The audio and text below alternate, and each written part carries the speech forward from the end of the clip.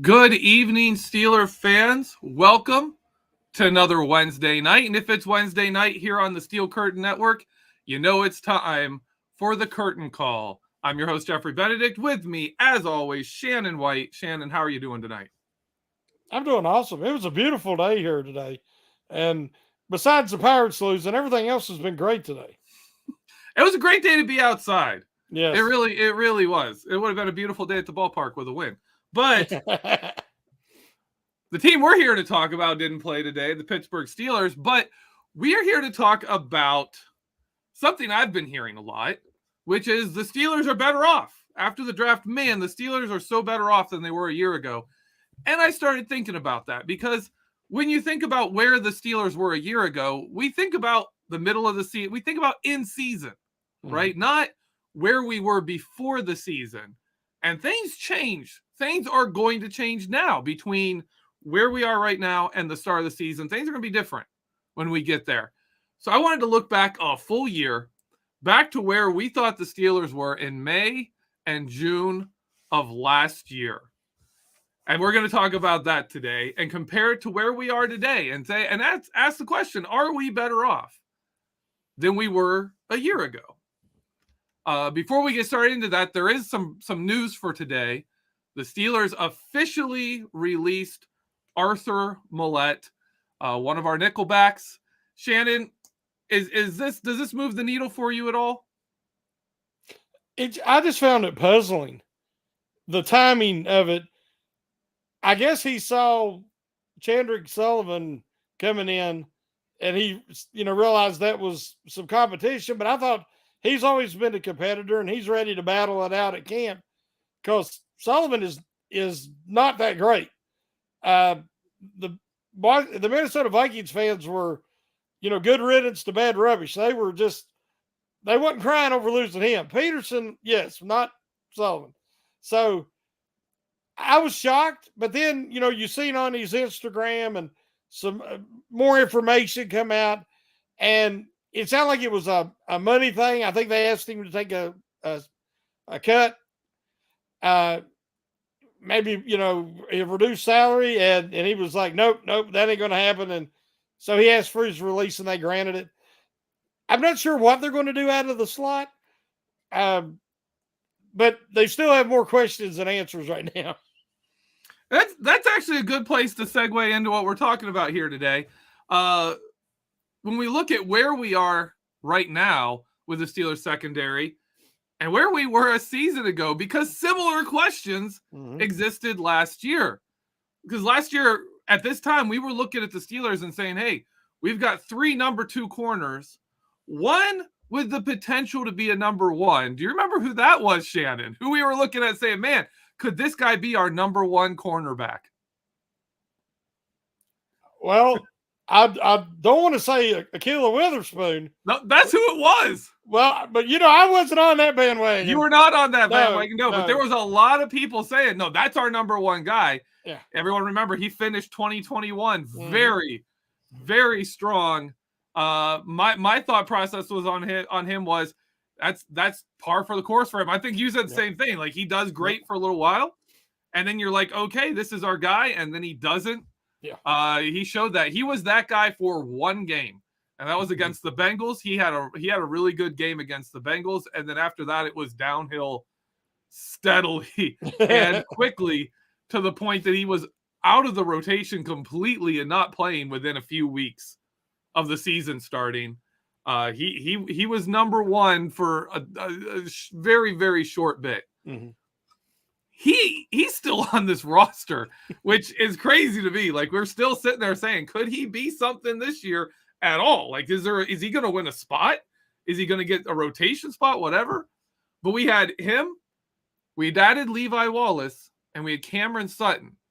And then we had guys like Arthur Mallette, James Pierre. We had the same kind of cast of characters we have now, where you take out Mallette, you add in Chandrick Sullivan, and it's very similar. It's a very similar situation. Do you think the Steelers' top group, Patrick Peterson, Levi Wallace, Joey Porter Jr., would you take them over last year's top 3 group at this time of Cameron Sutton, Levi Wallace, and Akello Witherspoon? I would say yes, just from the aspect that Peterson is a proven veteran who's closer to being a true cornerback one than Witherspoon ever was last year. Oh, yeah. Peterson's not what he once was, but he's still faster, just pure foot speed, than Sutton or any of them guys. Because he was an elite athlete at one time. But he's so smart and has such good instincts and football IQ that he makes up for maybe the half step he's lost. So I think they're a stronger unit.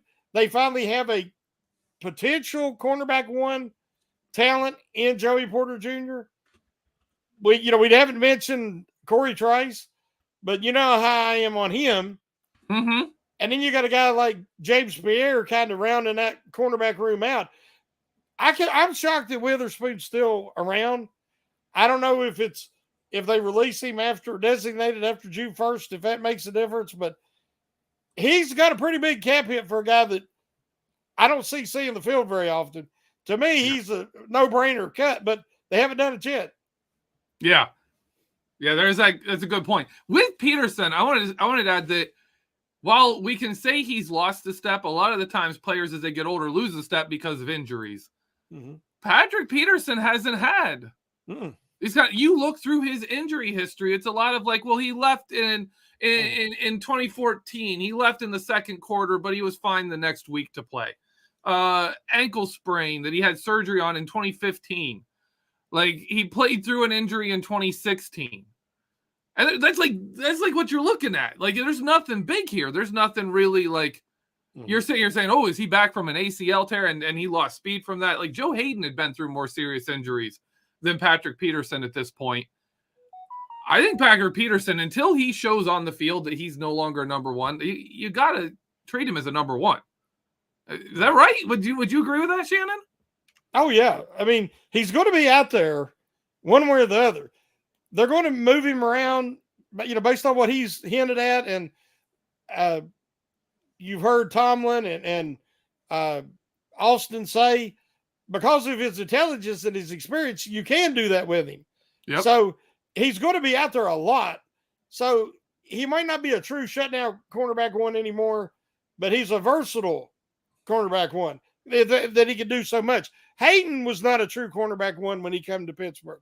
No. Not anymore. But he was so intelligent and such a quality player that he could impersonate one for the Steelers very well. So I think Peterson he still has more athleticism left than Hayward had. Yeah. And Hayden is, to this point, a kind of a questionable. Is he going to be a Hall of Famer or not? And most likely, no. He's got a chance, but it's not a great chance. Patrick Peterson's in the Hall of Fame. Whenever Patrick Peterson retires, he's going. He's going to be a cornerback that makes the Hall of Fame from this era. So I think it's an upgrade. I think you're actually an upgrade over where we were with Joe Hayden if you go back to 2018, 2019 Joe Hayden. Hayden was a Hall of Fame person. Yes. But just a little short as a player. Leadership, everything. Yeah. He's fantastic. Now, one of the big questions facing this season is similar to last season. You have three clear guys that are kind of your top players: Patrick Peterson, Levi Wallace, Joey Porter Jr. And the same question we had last year is, who's the slot guy? And last year it ended up, they moved Sutton inside a lot. Arthur Mallette played in different sets, depending on if you wanted more run defense or more pass defense. There's been talk of Patrick Peterson playing in the slot because they said they could move him around. I think that's more likely in dime, but man, you could do it in nickel if you're looking at if you're facing a team like the Bengals who go three wide and throw 80% of the time, in the game. Okay, yeah, you're going to want just a cover guy in there. But if you're playing a team that runs more, you want someone. You don't want Patrick Peterson being in there being taken on offensive linemen. That's not smart usage of Patrick Peterson, right? You want a guy like an Arthur Mallette in those circumstances who can throw in there. Who do you think can be that guy on this team? I know you're not a huge fan of Chandon Sullivan, so who are you looking at saying maybe this guy's our slot in the nickel? I've talked about it. I see a great opportunity for a Joey Porter Jr. or a choice depending on the matchup. They both have length. They have the incredible wingspan. They're good at pressing. A team like Cincinnati, usually they don't have Chase or Higgins working out of the slot. You want to keep Peterson on one of those two guys.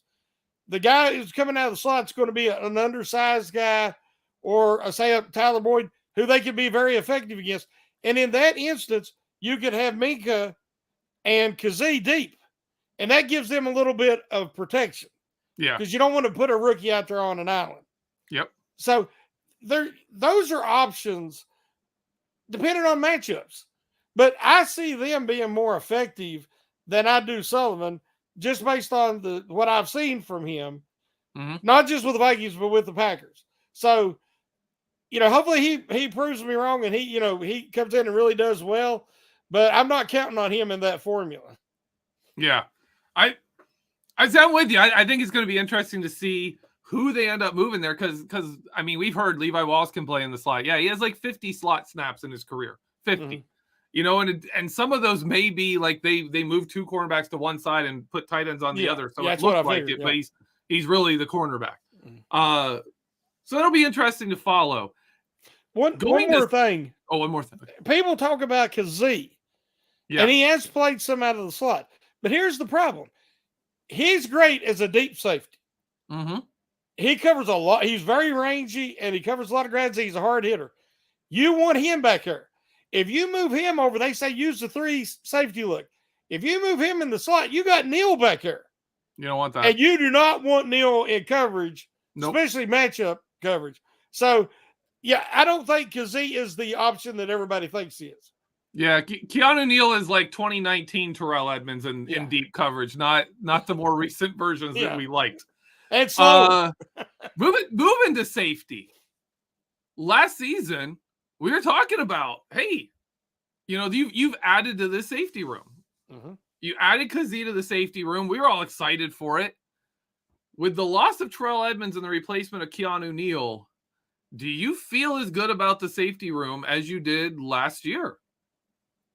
No, I think they've taken a step back. I mean, I know that people, you read my article, people's like, oh, yeah, Terrell Edmonds is trash and all that. I don't listen to that nonsense. He's not a splash play guy, but he's so consistent and reliable, he allowed other players to make splash plays. Yep. And I think they've actually taken a step back because Neal can emulate everything as a box safety, but he cannot match up with tight ends like Edmonds. And that was very underrated. People didn't appreciate that enough. And he doesn't have the speed to help erase or make up for mistakes like missed tackles and bad angles. So I think that Neal has a role. I just don't think that he can do everything that Edmonds did. So I think they're going to replace Edmonds with multiple players, and that's never optimal. So I think they've taken a little bit of a step back at safety. Yeah, how I look at safety, I think the best way to cover this is if you take 3 players and you look at the roles Terrell Edmonds played next to Minkah Fitzpatrick. If you want a box safety, Keanu Neal can be a better box safety than Terrell Edmonds. If he's facing the run, if he's facing that stuff, if you're saying, hey, they're running on us, we need someone to go up there and fill. Keanu Neal can do that better than Edmonds. If you wanted to go too deep with Minkah Fitzpatrick and another deep safety, Damontae Kazee is going to be better at that than Terrell Edmonds. If you want to take another guy and say, hey, we need someone to come down in coverage, Joey Porter Jr., Levi Wallace, Patrick Peterson, another cornerback, one of our bigger cornerbacks, they're going to be better than Terrell Edmonds was. The problem is the other team doesn't tell you, hey, we're running this play. You don't need to have deep coverage. You need a safety in the box. They don't tell you that beforehand. And none of the guys around Minkah Fitzpatrick in this safety room have that kind of versatility.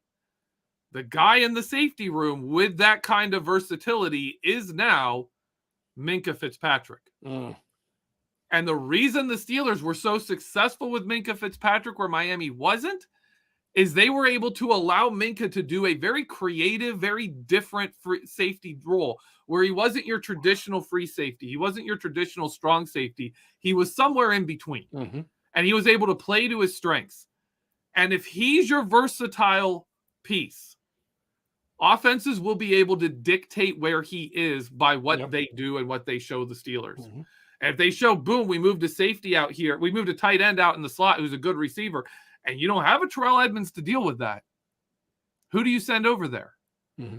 We don't have a linebacker that does that. We don't like. Mm-hmm. We used to have Mark Barron was going to hopefully be that guy. Devin Bush was that guy for a while before he got injured and came back and wasn't. We don't have that guy. Terrell Edmunds was that guy. Who is that guy on this defense now? That's a big question mark. Mm-hmm. And until that's answered, man, I worry that Minkah Fitzpatrick is going to be unable to be the same impactful player he was. Because if you look, when Edmunds was out and Kazi was there, Minkah slid to strong safety, and it was crazy watching teams actually throw at him.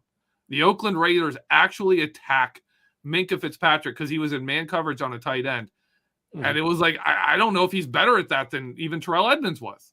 Mm-hmm. But that might be the role he has to take. So I'm with you. Safety, that's a step down. So cornerback, step up. Safety, step down. Now we're going to move to one of the positions closest to Shannon's heart, inside linebacker. Last year at this time, we were thinking, hey, what does Miles Jack have left? Mm-hmm. What can he be for us? Devin Bush trying to come back, trying to, a second year of the bounce back for Devin Bush. And then behind him, Robert Spillane. And the questions were really, is that enough? And really, the Steelers didn't have that clear number one inside linebacker, like a James Ferrier, a Ryan Shazier. They didn't have a guy like that. And it wasn't exactly clear who your second best linebacker even was. And now we go into this season where, Cole Holcomb, is he back? If he's back and recovers, he's our number one, but we don't know. Mm-hmm. You've got the guys behind him. Just Mark Robinson, we don't know what he's going to offer. Like, are these guys, is this a similar situation to last year? Are we in basically the same boat? Shannon, what do you think? I feel a little more confident than I did last year. I'm not going to say a lot more confident. I wanted the Steelers to add a premium draft pick or a premium free agent, which they weren't able to do. Maybe they feel like Cole Holcomb is who they were targeting all along. I do not know that. Last year, I knew from different people that it was telling me the Miles Jacks he wasn't the same player. Yeah. That concerned me. And then we seen that he wasn't the same player that we witnessed playing the Steelers in 2017 in the playoffs. So then, of course, Bush was just gone mentally and physically last year. Spillane, he's an overachiever. And I think he's a great depth piece. And I wanted the Steelers to bring him back his depth. Mm-hmm. But he got a great offer from the Raiders. He had to take it, and I'm happy for him. But now, Holcomb and Landon Roberts, they bring a physicality, a downhill style. Holcomb is much quicker and athletic than people realize if he's completely healthy. We do not know that yet. If he is and he's used correctly, he can be a much better cover linebacker than Roberts. Roberts is incredibly consistent. If you look at his numbers, he has about the same 50, 60 tackles every year. He makes a few splash plays, but he's a hard hitter and he's reliable. So he will be a good guy to have in that rotation along with Mark Robertson, who is going to be a really good run stuffer, but we don't know how much growth he'll have in coverage yet. But I do think he's going to be able to give him something there. Will the Steelers sign somebody else? Or are they going to try Tanner Muse there? Tanner Muse at Clemson was an off-ball linebacker and a safety during his career. And he has 4.41 speed. He could cover, and he can play sideline to sidelines, which they might want to bring him in some packages. So they really need a couple of these guys to exceed expectations and pan out to actually have a real good upgrade. But they had to blow that whole room up and start over. And the Steelers have added some names behind these guys. If you look at the Steelers roster, a lot of the guys listed at linebacker that you're not familiar with, they're inside linebackers. They're not outside guys. They're inside guys. So they've got some bodies for competition for the, special teams side of the equation for depth, number 4 linebacker, stuff like that. I don't see any of those being players in this discussion. I think you're pretty right. I think we've got, what can Mark Robinson, how fast can he develop and grow? What more can he add to his game? And beyond that, like you said, Roberts is pretty consistent. He has never been a full year number 2 linebacker, top 2 linebacker. He's never been that guy who's played tons of snaps and, only leaves the field in dimes, stuff like that. He's never been that guy. The Steelers right now, it looks like that's the guy in line for the job. I don't know if he's ready for that kind of a promotion, that kind of an increase, but we could see.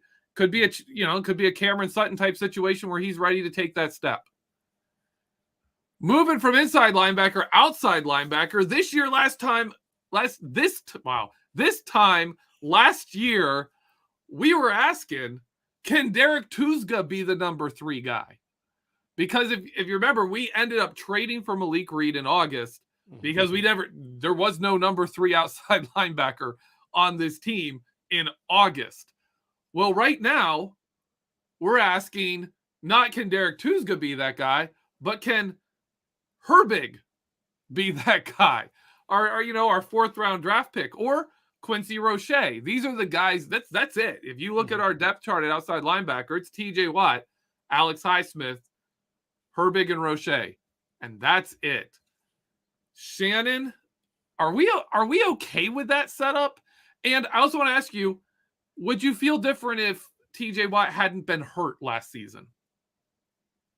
Well, with Watt's age, and I don't want to say family history, but he does play just like JJ in that they play 100-mile-an-hour, all out.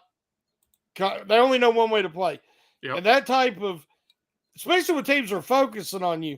Like if we remember the Bengals game, first game of the year last year, a guy went low on him, and it could have blew his knee out right there earlier before he tore his pec. And he was very upset about it, and it did bother his knee some. It bothered him all year. That's going to happen because guys, they're desperate to try to block him.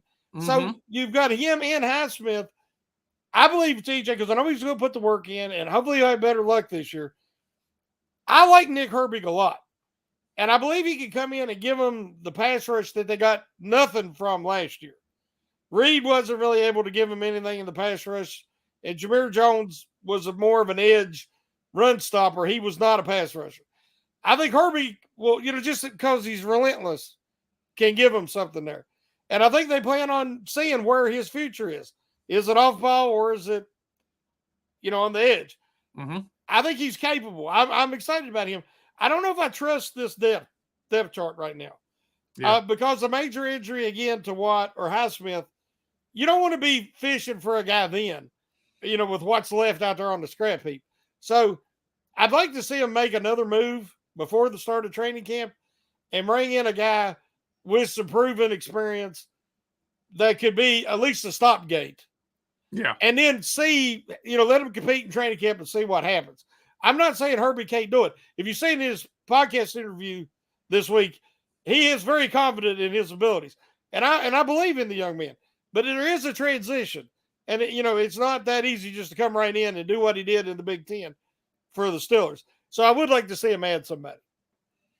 Yeah, I think he could fill a nice niche role there. And I think watching more of his film even than I did when I did my film room on him, you actually see a couple of the moves that they have that video of TJ Watt teaching him some pass rush moves before last season. You see those show up on his film in his last year in Wisconsin. He has pass rush moves that he didn't have before, and he used them well.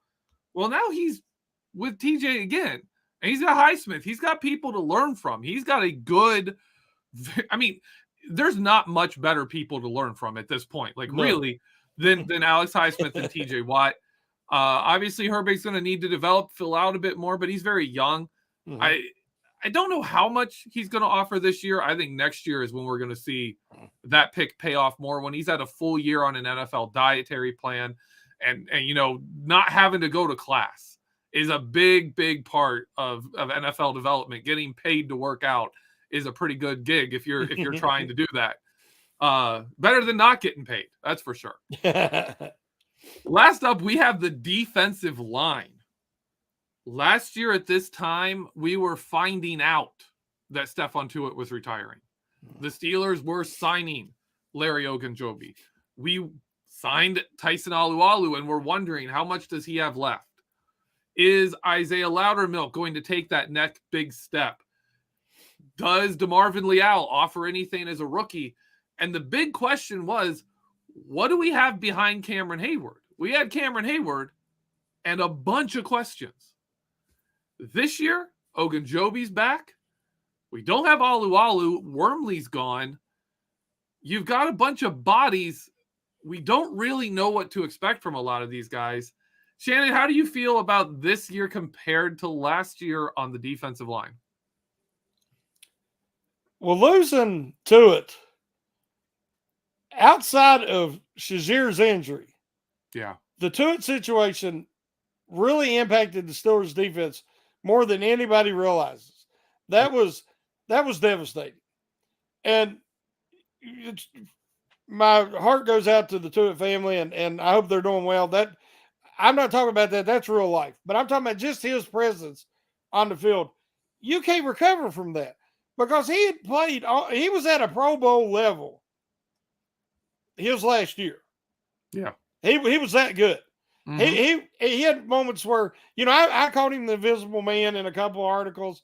And, because it aggravated me that a guy with that talent, that wingspan wasn't more impactful. But as he matured, he become just that great opposite end away from Hayward. And then when you had a Lulu in there before his leg injury, what a defensive line. And it just, everything played off that. And now they don't have that. So I had a lot of questions last year. I feel better this year. And that Ogunjobi, we know what he can do. He's back. Hayward, I was concerned about him at the beginning of the year without Watt, but then he just continually got better and better when Watt came back. Watt just impacts the whole team, guys. I mean, that's just how important he is. He makes everybody better, including Hayward. They didn't really have, Montravius Adams is not a starter. He's also not a nose tackle. He's actually more of a 4-3 tackle. He has quick twitch ability. He can be a good interior pass rusher. He battles, but he doesn't anchor well. So I'm excited about Benton. I think Benton and Fahuku can really tie blockers and fill that nose tackle position, especially against the running game. Now, Benton showed at the Senior Bowl he has some athleticism that he might become something more as a pass rusher. And I think that Hayward is his perfect mentor. And Hayward embraces that. He wants to teach all the young guys about the culture. Yeah. And he also wants to teach them the Steelers way. And there's a way that you play your defensive line for the Pittsburgh Steelers, and you know that Hayward's going to hold him to that standard. So I do feel much better. I forgot about Watts. They brought Watts in, and he's the guy who can play edge, end for him. So I feel better about this year than I did last year because, honestly, I think Loudermilk will struggle to make this team. Yeah, that's kind of a point there. Loudermilk was a guy we were looking at to take a step up into being, that second tier of the rotation up there with Chris Wormley and guys like that. And he kind of took a step back. Nope. The Steelers lost Chris Wormley. I think we're all thinking DeMarvin Leal kind of steps in and fills the shoes that Chris Wormley is leaving as a pretty good run defender and a better pass rusher, a secondary pass rusher. I think he's going to be fine in that role. The big deal is Ogunjobi coming back, and the Steelers saying they think he's going to be even better than he was last year.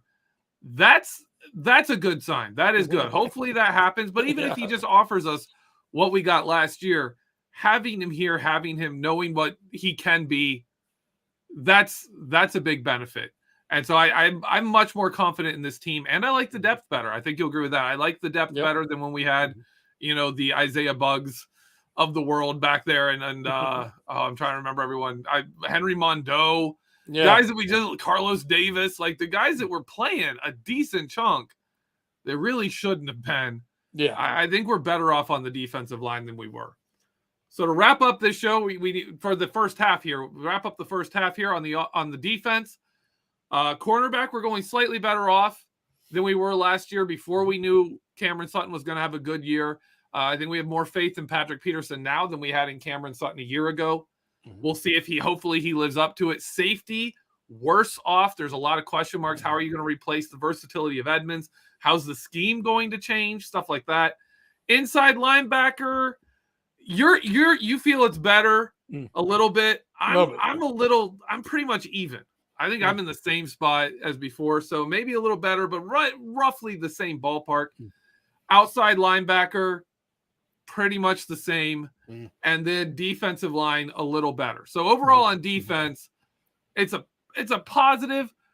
But that question about how we're going to fill Edmonds, that's a scheme breaker. That's a thing that could really cause trouble where all season we're looking at saying, oh my gosh, how are they going to deal with good tight ends?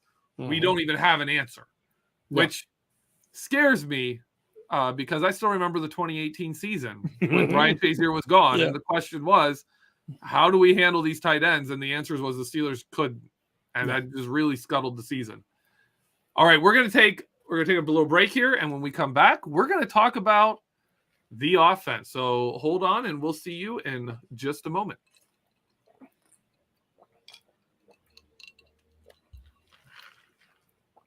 And we're back. Of course, you're listening to the Curtain Call here with me, Geoffrey Benedict, and Shannon White. Well, let's shout out the Curtain Call is brought to you by the Steel Curtain Network. Make sure you're checking out all the podcasts on the Steel Curtain Network. And if you want some podcasts that aren't Steelers related, you can check out Fans First Sports Network that we are a part of. We're part of that whole network. So check those out. And we got you covered on everything Steelers and on a lot of other sports too. All right, Shannon, we covered the first half of the show. We covered the defense. Now we're moving into the offense. And we're going to start right off with quarterback.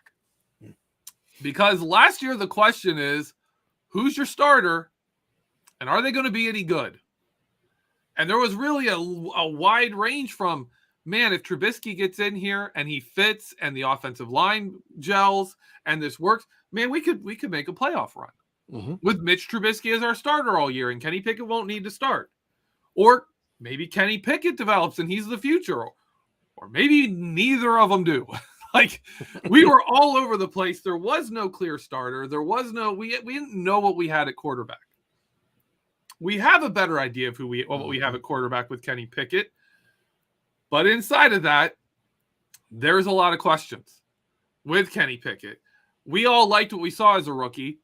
And we all project growth in year two. Obviously, that's what NFL players do most of the time. But there's no guarantees here. Shannon, how confident are you? And do you think we're better off than we were last year at quarterback? One thing I want to mention before I answer is hit the like button, the love button, hit the hate button, the whatever. We can be heroes. We can be villains, but we can't be irrelevant. So the sad face. Just hit something.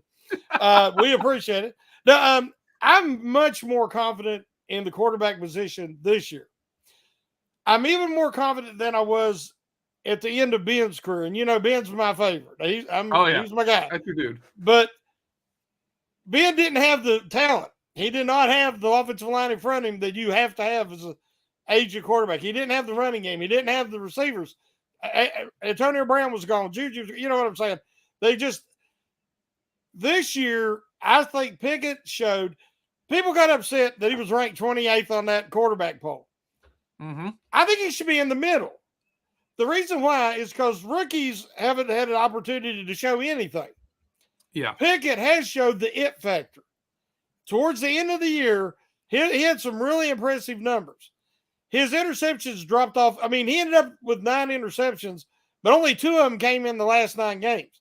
So all his touchdowns basically come in those last games. His completion percentage improved. His temperament was even keel, which shows for a 24-year-old. a little bit older than your normal rookie quarterback, but he showed good leadership. I think that some of his accuracy was he put the ball where only his guy could get it, but it definitely wasn't going to get tipped and intercepted. So that really hurt him in the red zone. But one thing we got to remember, that now he is established as the starter going into camp. That's important because that wasn't there last year. Trubisky knows his role. He can focus on that. And whoever the third quarterback is, we don't know yet. But I'm excited about it because this improvement of this offensive line, what's held the Steelers back for 4 or 5 years is the offensive line deteriorating. And that affects everything. Yeah. Now he will have a comfortable quarterback is a confident quarterback. I almost said it backwards, but when he drops back, let's say he does do play action, he feels like he's got Samalu and Jones. I figure, well, if Moore doesn't take a big step forward, he'll have them protecting that blind side. Maybe even Washington coming out from that side. He's going to feel more protected and comfortable turning his back to the defense on play action. So I think they've really upgraded to whereas he could have a really good sophomore season. And I feel much better about the quarterback position this year. I've got a question for you because you brought up Ben Roethlisberger. Mm-hmm. Who do you think, who threw more passes in their rookie season? Ben Roethlisberger or Kenny Pickett? Well, I think Ben averaged under 20. So I'm going to say Pickett. He did. 94 more. Yeah. 94 more passes, like 3 games worth of passes more than Ben Roethlisberger threw as a rookie. Yeah. Ben had 17 touchdowns, 11 interceptions. Pickett had 7 touchdowns, 9 interceptions. Yeah. But, of course, we know Ben Roethlisberger was throwing to Hines Ward, Plexico Burress. He had some decent targets out there. Even Antoine Randall was there. You've got some good guys on that team. Pickett had a fellow rookie, Deontay Johnson. I mean, Pickett should have had 3 or 4 more touchdowns if Deontay Johnson could have completed some plays there. Chase Claypool, same thing. I mean, the number of plays left on the field for him, hopefully that changes. But I do think there's room for growth. I think there's questions about how much we're going to see growth-wise from Kenny Pickett heading into this season. I'm a big Pickett fan. I am. I think he's going to be very good. He's not going to be Ben Roethlisberger. We didn't find another Ben Roethlisberger. That's just not how things work. But I think he's going to be very good. Actually, I like Pickett. I think he's going to be a good one. I think he's going to be a playmaker. But I don't think he's going to take like some kind of Joe Burrow superstar leap in his second season. Because I don't think that's who Kenny Pickett is. But the offense surrounding him is where it's going to get better. So I'm going to say we are a little better than last year. Because I don't think anyone has I think most people don't have the dreams of the upside we had last year where Mitchell Trubisky could lead us to the playoffs. I think most people are actually a little lower on our team's total success this year than they were last year. I think, or even though the roster looks a lot better in a lot of places. And I think a lot of that is the quarterback is kind of tampered. Our expectations there are a bit tampered down. I think that Pickett is not going to be Burrow, even though they both have a certain swagger and the leadership. They remind you of Joe Montana, I've compared him to in the past. But Pickett doesn't have Chase and Higgins and Boyd and all these other guys that they have in Cincinnati. And the Steelers' offense is totally different. This offense is going to be bully ball, time of possession, put them monster tight ends out there. We see where it's going, and they're not trying to hide it. It's going to be harder for Pickett to have a huge statistical increase. If he has a moderate, anywhere from 20, 24 touchdowns, 8 or 9 interceptions, and they improve on other aspects, it'll be a success for a sophomore season. Yeah. One thing about Joe Montana, too, is when he was at his best is when he wasn't chucking the ball all the time. And obviously they had really good results. Of course, he had phenomenal receivers. I think Pickett is going to be that kind of, I don't think he's going to be Joe Montana, but I think he's going to be a player who is better when he doesn't have to throw the ball as much, which is true even of Ben Roethlisberger. Of course, you know, when you're losing, you throw more, but the records when team players throw less is always better. I think Kenny Pickett is going to kind of double down on that. When you don't need him to lead the whole offense, but you need him to make plays, I think he's going to be that kind of a quarterback, which is kind of what Ben Roethlisberger was early in his career. When the Steelers didn't need him to be the offense, they just needed him to make the plays. Like when we need a big play, we need someone to make it, and Ben Roethlisberger was there for it. I think Kenny Pickett can be that level of player. And I think in a couple years he can get to the level where Ben was in like 2005. You know, I think he'd be that level of a player and be very good and be kind of underrated kind of playmaker guy. But the league wants guys who throw the ball 600 times. Yeah. And they're almost every play of the offense is through them and through their arm. I don't see Kenny Pickett being that guy. And GB, what me and you want, and most Steelers fans, just win, baby. Yeah. Just win. Run the ball, play good defense, have a quarterback who makes plays when you need it. That's how you win. Look at how many Super Bowls have won that way. Yeah. Even like Seattle, Russell Wilson, how did he win his Super Bowl? It was when he was able to be that guy. And they were like the whole let Russ cook thing, and that didn't go so well. That didn't go so well. Even Tom Brady wasn't that, I'm going to throw the ball all over the place guy until he was well into his career. Mm-hmm. All right, that's our quarterback. That's our quarterback situation. We got that covered. I think we both say better off this year, more confident. We have a better idea of what we're getting. But I don't think it's a great step up. I think it's a small step up. Running back, last year at this time, you and I were both pounding the table saying, who's your number 2 guy? Mm-hmm. And we both kind of said, if the offensive line gets better, maybe it's one of these guys that are here. But, man, we could really use someone better than Benny Snell and Anthony McFarland Jr. We could really use somebody there to spell Najee Harris. Well, we got kind of the bad and the good last season and the actual season, where early in the season when Jalen Warren hadn't established himself, Najee Harris was banged up and not running well.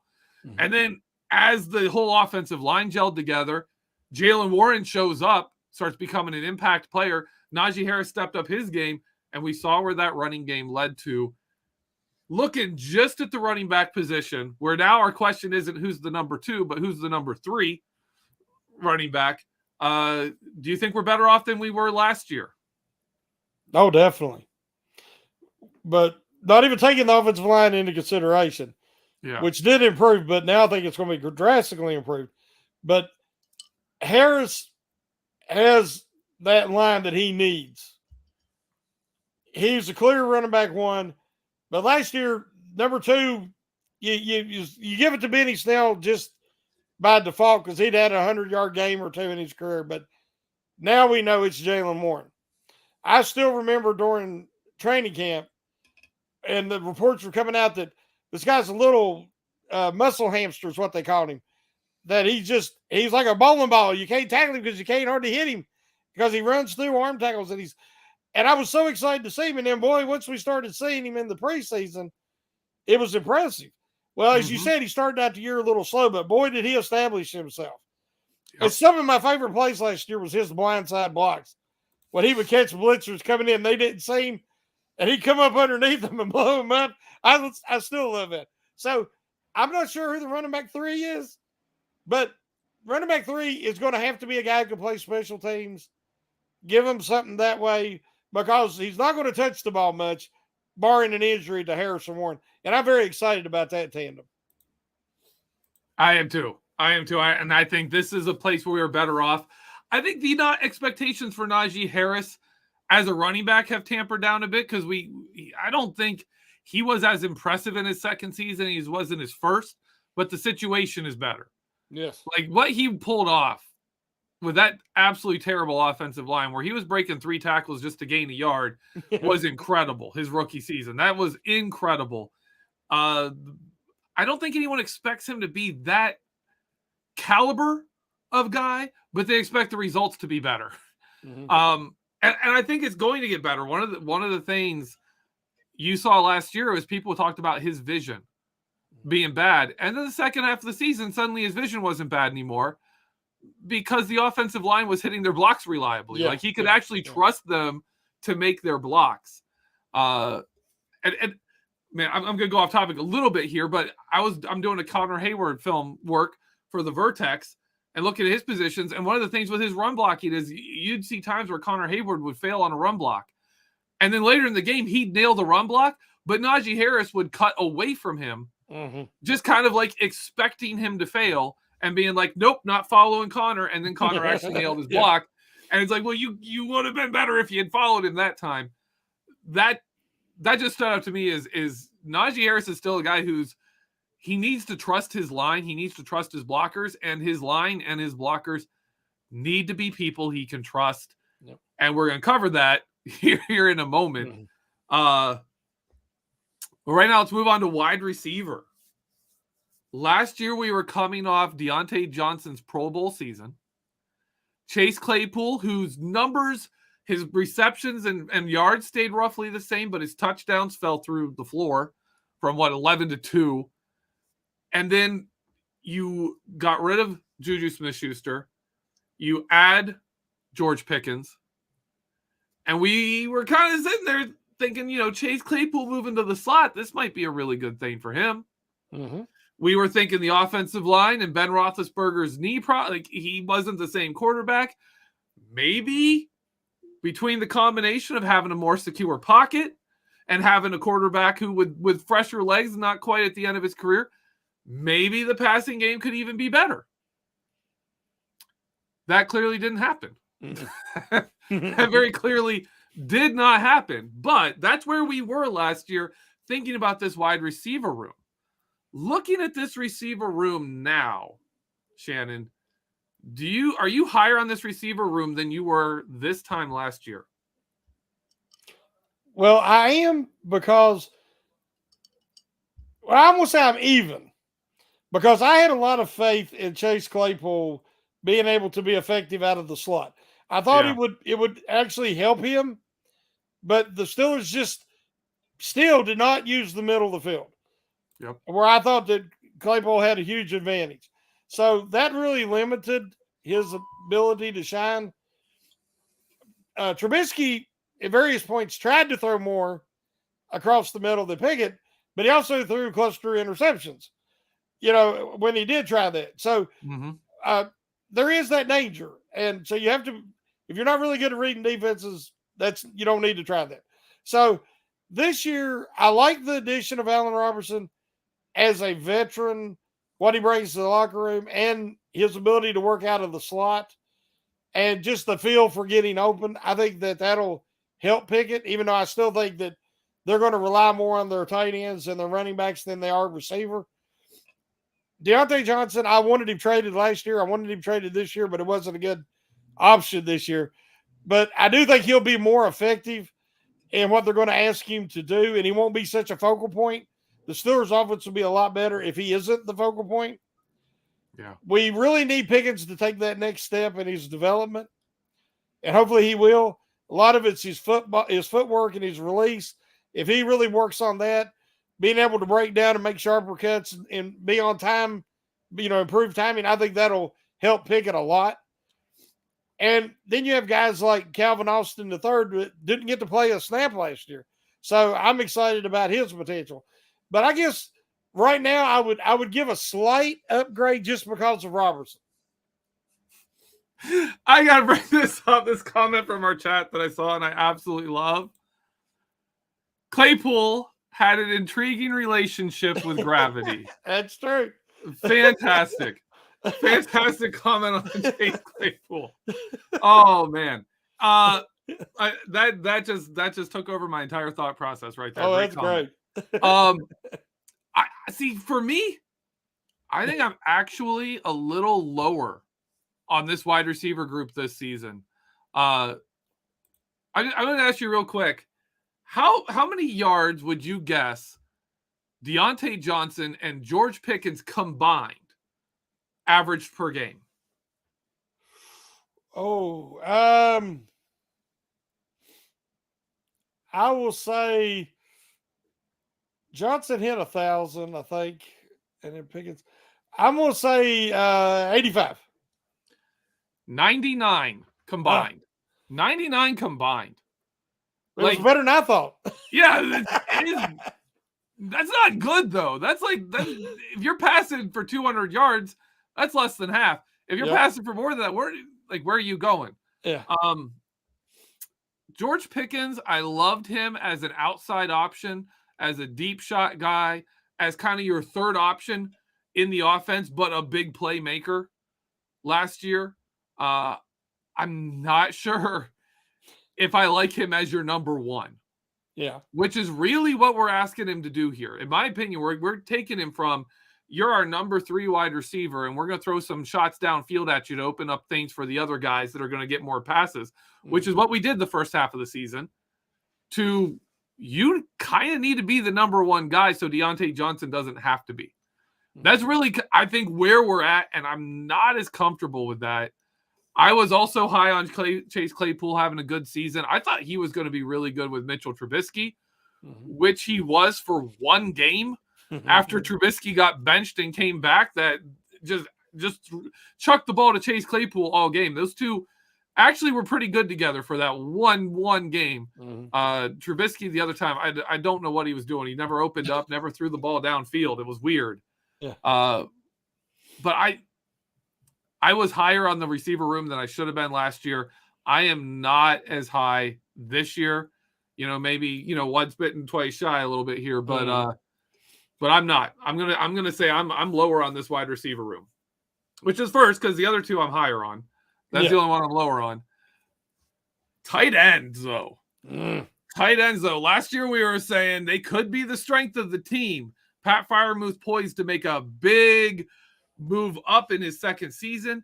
Zach Gentry showing consistent growth as a receiving tight end. Connor Hayward is the number 3, showed a bit in the preseason. We were pretty high on this tight end room. You and I were. Are we still there? Or are we even higher on this tight end room this year? Oh, I'm way higher. Yeah. I wanted him to sign Gentry back.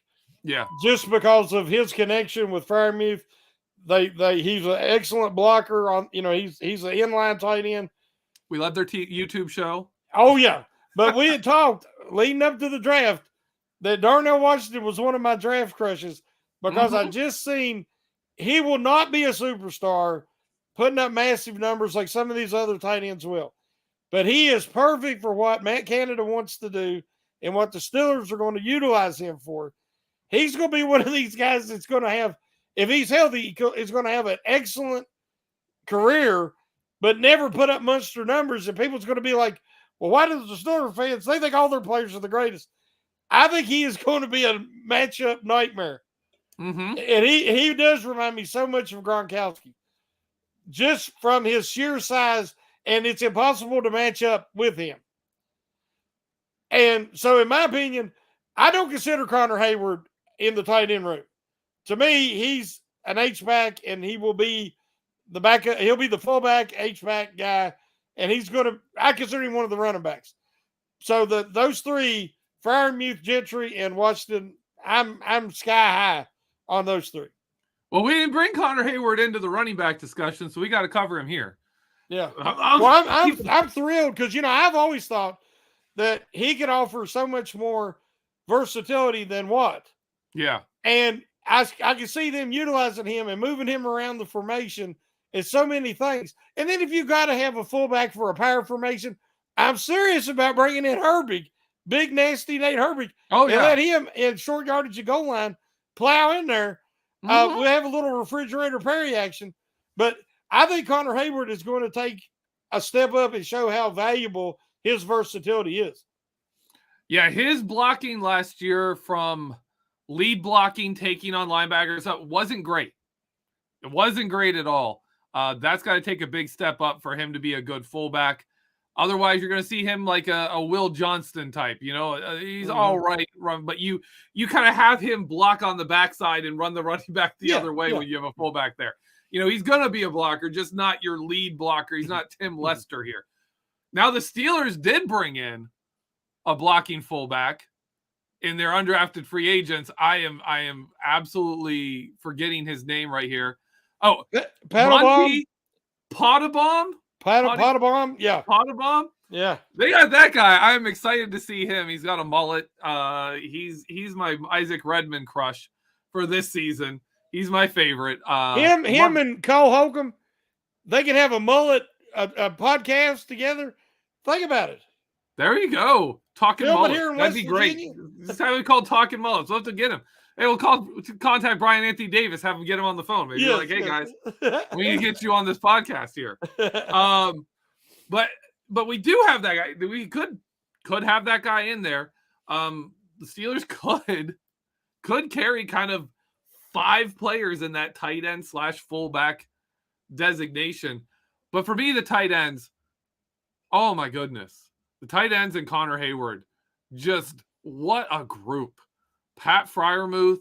I think one of the things Darnell Washington's going to offer is the Steelers' better opportunity to get Pat Freiermuth off the field in situations where he's not the best person to have on the field, where you are going 2 tight ends and you're going to run it and you don't care that the other team knows you're going to run it. You could roll Zach Gentry and Darnell Washington and just be like, screw it, you can't stop us. And then play action off of that. Yeah. Darnell Washington's your guy running around. It's not Pat Freiermuth, it's Darnell Washington, but you can live with that. Yep. And maybe save Pat Freiermuth some of those collisions, get him a little bit away from some of the heavier work lifting, and make him more of a receiver tight end. I love his blocking's not bad at all. It's good. It's just, man, I want him to have a long career. I don't want him to keep having problems. But tight end, I will agree. I'm like to the moon with this tight end group. Last year I was saying they could be the best group on this offense. There's no could be here. When you cut out the offensive line, tight end is the star of this offense. Yep. But you can't fully cut out the offensive line. So let's talk offensive line, Shannon. The offensive line last year, we were like, well, there's some investments. They'll be better than they were in 2021, which, I mean, like, there's Boy Scout troops that are better than the Steelers offensive line was in 2021. That's one of those things where you're like, there probably were some college offensive lines that were straight up better than the Steelers offensive line in 2021. Yep. I'm gonna go out on a limb, Shannon, and guess that you are higher on the offensive line this year than you even were last year, and definitely over that 2021 group. But talk about it. How much of a difference are you between looking at this offensive line last year with a new offensive line coach, new players, new positions, wondering who's going to be where? How do you look at this year? Well, I got to hear, I know we're going to be in agreement because I got to hear your podcast about the offensive line. So I knew you feel the same way I do. Oh, yeah. This offensive line is an answer to prayer. And I'm just going to be honest. If everybody knows my articles back from 2017, I've been praying for them to invest in the offensive line, to improve the offensive line. I was very excited last year about bringing in James Daniels, who I thought was the best value in the whole free agent class at offensive line, and he proved to be. I thought Mason Cole was incredibly valuable, underrated, and they brought him in, and he met my expectations. Mm-hmm. But to get Samalu, that is like an all-pro level, and because he's a guard, they got him at a song and a dance for what he's going to bring, that experience, that veteran leadership, and that consistent, reliable excellence. There's no other way to describe it. And whoever you put at left tackle is going to be better just because of him. Yep. Because they don't have to worry about, is Dotson going to miss or blow a block, or is, I mean, he makes everybody better. And though the interior of the line is so much better. And then you got Nate Herbig, who last year would have started. He's going to be backup depth there. I think that Okorafor took a step forward. He is what he is. He's never going to be great. But I think that Moore showed a lot of improvement last year, especially as the year went on. So they bring in Broderick Jones. I mean, they finally invested a first-round pick on a left tackle. I'm over the moon. I mean, I love the big boys, the round bellies. Andy Waddle, I could hug him because I think this is all on him. So I am way up and very excited about the offensive line, and I'll try to digress. Yeah, I'm with you. I'm with you. We are returning all 5 starters from last year's offensive line. We're bringing back. Obviously, the depth really didn't play much of a role last year, so I'm not so worried about that. But some of those starters from last year are going to be depth this year. And those guys turned into one of the better offensive lines in the league, not one of the top 10 or top 5. No. They were in the top half. Top half. The top half of the league, the last half of last year. And they're not all going to start. You've got upgrades, clear upgrades on those guys right now. And if worst case scenario happens and you have an injury and then let's say Broderick Jones doesn't work out, guess what? You're as good as you were last year still. Yeah. You still have you put Nate Herbig in for one of the starting guards. You go back to Dan Moore Jr. and Chukwuma Okorafor at tackle. You're where you were last year. Yeah. That's where you were, and you're down 2 players. Like, phenomenal. I love what they went. And if this offensive line stays healthy, man. If this offensive line stays healthy, what's the ceiling for this team? No. Like, really, if they gel and they're healthy, like you go back to the 2004 Steelers, before that defense really came together in 2005 and 2000 and later, they kept getting better. But 2004, they were very, very good. But a lot of that was the Steelers controlled the clock. The Steelers ran the ball. The Steelers scored. Their points per drive were high. The other team didn't get many chances to go out there and score. And that defense had 6-7 minute breaks. Yeah. Thinking like you could go take a nap. Like that's just the clock. You add in TV time and all that stuff. You go back, take a nap, get a massage, go through another stretch routine, and then come back out and play the next series. Like, that's what I'm looking at with this offensive line. And I'm like, man, we could be back there. We could be that kind of an offense again. I would love to see it. I would love to see it because you got a lot of teams built to defend teams like the Chiefs, teams like San Francisco, teams like the Rams that are all over the place. Maybe not San Francisco, but like the Rams and the Chiefs, where it's a lot of short throws, a lot of stuff like that. And then you just come in and you just pound the ball and you just wear them down. And you just say, you know what? We've got more bodies on the offensive line than you have on your defensive line. Let's go. Yep. Let's win it right there. And that's incredible to me. That gives me hope. You talk about last season. One of my big points last season was Cameron Hayward played one of the reasons the defense got better is Cameron Hayward played a much higher percentage of snaps while playing fewer snaps overall the second half of the season. And the defense got a lot better because of that. Like, if we can do that again, this team can be something. Yep. And then you add to it Kenny Pickett's growth. I mean, we were 7-2 last season in the second after the bye week. Or we were, what was it, 6-1, whatever we were. 7-2. Yeah. Because we took care of business. We beat the teams we should beat. If Kenny Pickett matures in a quarterback, this offensive line is enough of improvement that we can start taking out some of the teams that are above us. This team is a threat to win playoff games. Oh, yeah. And by the end of the season, if you've come together, some of the young guys have stepped up into bigger roles, into better play. Joey Porter Jr., pulls like a Brian McFadden from his rookie season.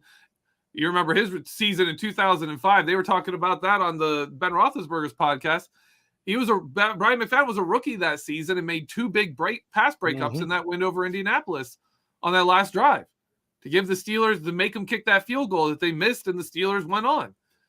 This is kind of the place we are. Could this team be a team that wins a couple playoff games? I don't think they're a Super Bowl contender. Even a surprise one like that 2005 team. They just don't have the same level of talent, established talent that team had.